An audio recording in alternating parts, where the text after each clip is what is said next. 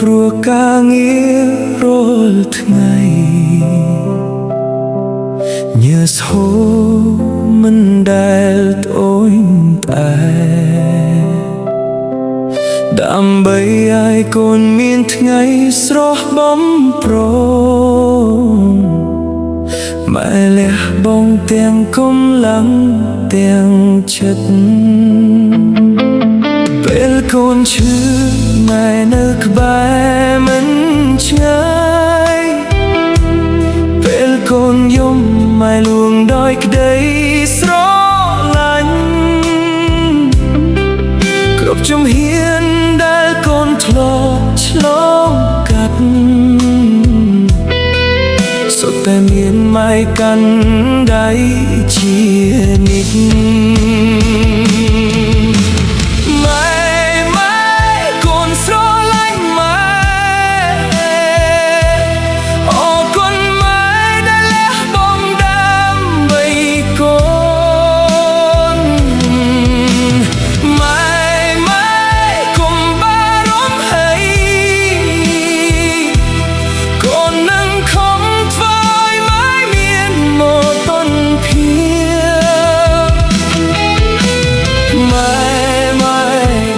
សូមសន្យានឹងមើលថែម៉ែរហូតដល់ថ្ងៃចុងក្រោយ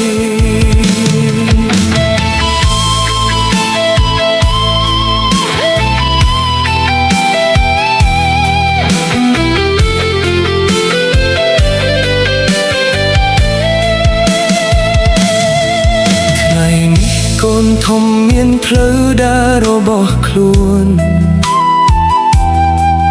តែបេះដូងនៅតែនឹកផ្ទះតូចមួយនឹកម្ហូបដែលម៉ែធ្វើដោយក្តីស្រឡាញ់នឹកស្នាមញញឹមដ៏កក់ក្ដៅរបស់ម៉ែបើពេលវេលាអាចវិលត្រឡប់កូនចង់នៅក្បែរម៉ែឲ្យបានច្រើនសងគុណដែលម៉ែបានលះបង់ដោយក្តីស្រឡាញ់គ្មានថ្ងៃរសា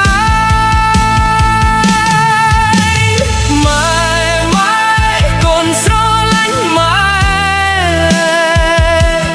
អរគុណម៉ែដែលលះបង់ដើម្បី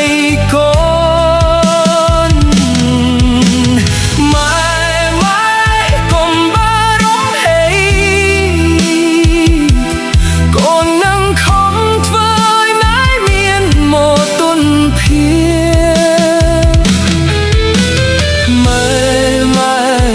នសូមសន្យានឹងមើលថែម៉ែរហូតដល់ថ្ងៃចុងក្រោយមិនថាថ្ងៃស្អែកនឹងទៅជាយ៉ាងណា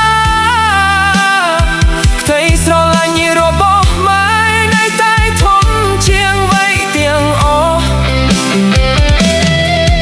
កូនសូននិយាយពីបេះដូងថាម៉ែកូនស្រឡាញ់